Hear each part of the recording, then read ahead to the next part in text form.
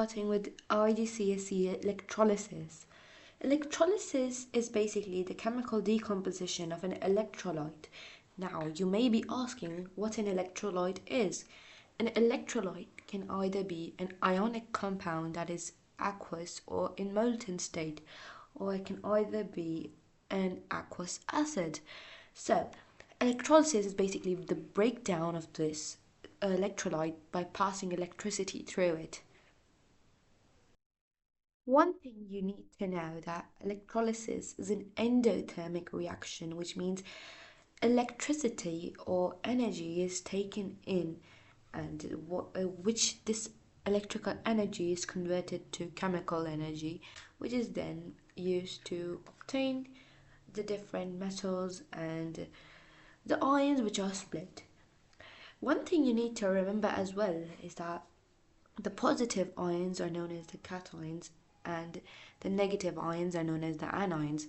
The cations go to the cathode and the negative ions, the anions, go to the anode. One thing that you must know is that the positive is attracted to the negative, obviously. So the cathode is negative because the positive ions go there. And similarly, the anode is positive because the negative anions are attracted there. Now you may be saying what an anode or a cathode actually is.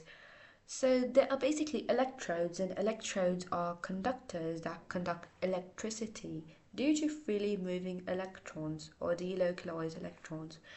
They can be of graphite or platinum, and they are used because they are inert and good conductors of electricity. And no chemical change takes place during the electric passing of charges through them. So that's why this question comes usually for 2 marks in theories. Yeah, so best you remember this.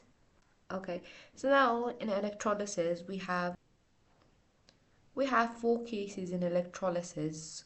The first case is regarding molten binary ionic compounds. The second one is regarding dilute aqueous acid or ionic compounds. The third one is concentrated ionic compound or acids, whatever. We're talking about electrolytes, so it doesn't really matter. And the last case is electroplating.